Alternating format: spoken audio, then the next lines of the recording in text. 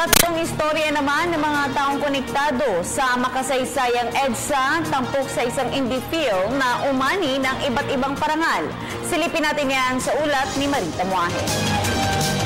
Maluwag na EDSA, maayos na kalsada, disiplinadong motorista. Yan ang EDSA. Noon, pwede pa kayang mangyari ngayon? 30 taon na ang nagdaan at mukhang marami na ang nakalimot. Ayon kay Ms. Donna Sanchez, ito mismo ang dahilan kung bakit niya naisipan na gawin ang indie film na EDSA. May 3 istorya ang EDSA. 3 istorya ng iba't ibang mga tao na naapektuhan ng buhay dahil sa pangyayaring ito.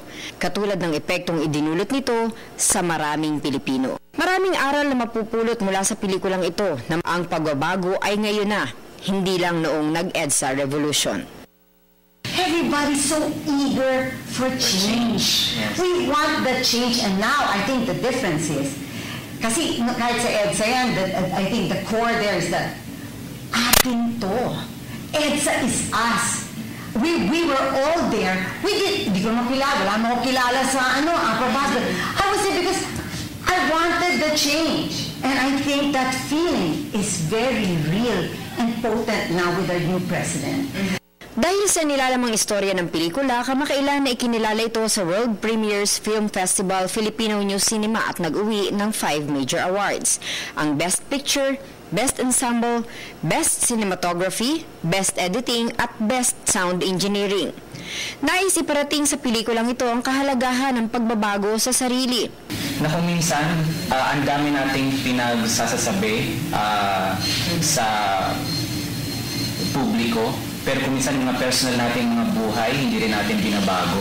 Isa yun sa mga gusto ko pang ipasabihin dito sa pelikulang ito. Nung minsan talaga, yung pagbabago nagsisimula sa sarili. Sa makabagong panahon na tila may sari-sariling mundo ang bawat isa, maaari pa ring magkaisa. Yung pagpapatawaran, pagtutulungan, unconditional na pagtutulungan.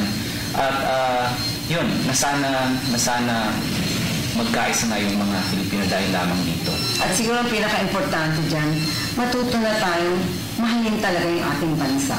Hindi lang sa salita, pero sa talagang yung whatever you can contribute. May panahong hindi pa nakamamatay ang EDSA. Panahong pag sinabi mo ang salitang EDSA, hindi traffic o sobrang polusyon ang unang maiisip mo. Mga panahong proud ka na sabihing nandun ako sa EDSA at mapayapang nakiisa para sa pagbabago ng bansa. Para sa Telebisyon ng Bayan, ako si Marita Muahe.